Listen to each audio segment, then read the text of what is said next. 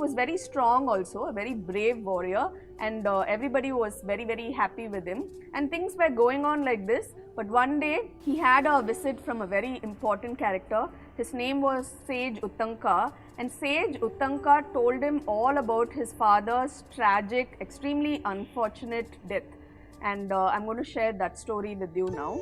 Now it so happened that King Parikshit, who was also a very good king, had been hunting one day just to relax. I guess it was what they all did, and he'd gone hunting and he'd wounded this deer, and he was a bit irritated because the deer would be in a lot of pain, and Dharma dictated that he go after it and give it a merciful release. So he was chasing this deer, but for some reason he just could not catch up with this deer. He ran deeper and deeper into the forest. He got separated from all his companions. He was extremely hungry, thirsty and really tired, and in this state of mind he entered the ashram of Sage Shamika. He saw this man sitting there with his eyes open, and he went up to him and he said, "Hi, could I have some water to drink, and could you tell me if you saw a deer go this side?" The sage did not reply at all. He'd taken a vow of silence, but the king did not know that, and he was too bad-tempered to care at that moment.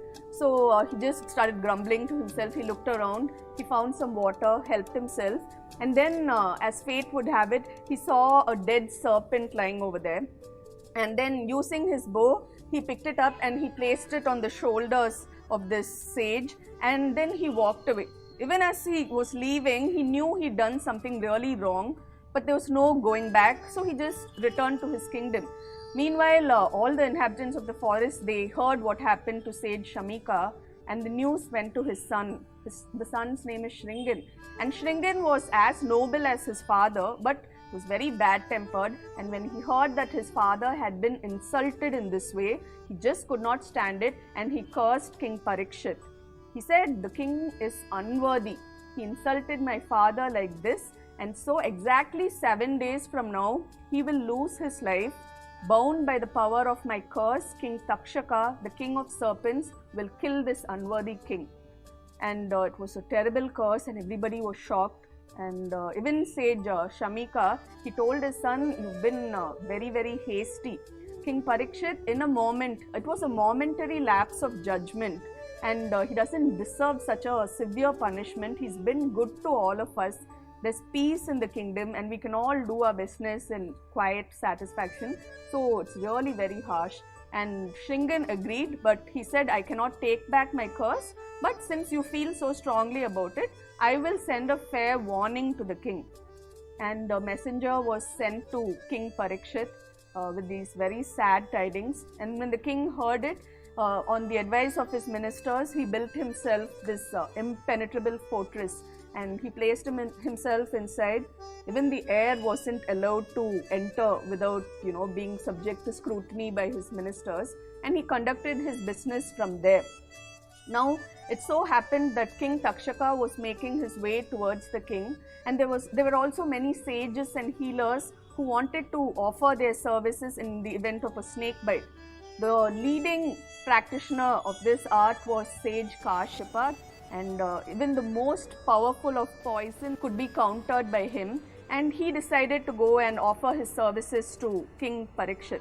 Takshaka saw him on the way, and he just spoke to the sage. He said, "I don't think it's possible for you to do this. Where King Takshaka is concerned, his poison is the most potent. Why don't you give me a little sample of what you can do?"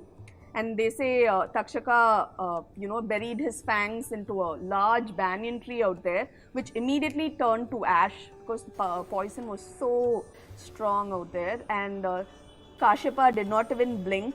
He applied his magic arts, and the tree rose majestic and fine as it was.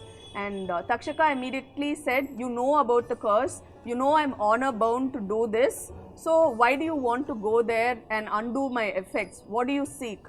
Kashyapa said, "He's a good king. I wanted to save him, and I was also hoping to be richly compensated for my services." He was not really a very greedy man or anything, but this is what he said. And Takshaka said, "I will give you more than what King Parikshit is capable of giving you. Please leave." And Kashyapa sat down for a minute. He meditated, and he decided that King Takshaka was right. The will of fate had to be carried on, and he agreed very graciously, and he left that spot. And meanwhile, 7 days had almost passed. The sun was close to setting, and King Parikshit was starting to feel very relaxed. He felt a little bit silly. He thought they'd made too big a deal about this, and he was starting to drop his guard. At that point, some merchants arrived that side, and they bought him a basket of fruit, and they offered it to the king, and he was hungry, and he grabbed this ripe looking fruit, and Takshaka was concealed inside as a worm. He saw this worm and he laughed. He said, I was expecting a mighty serpent and I get this little thing.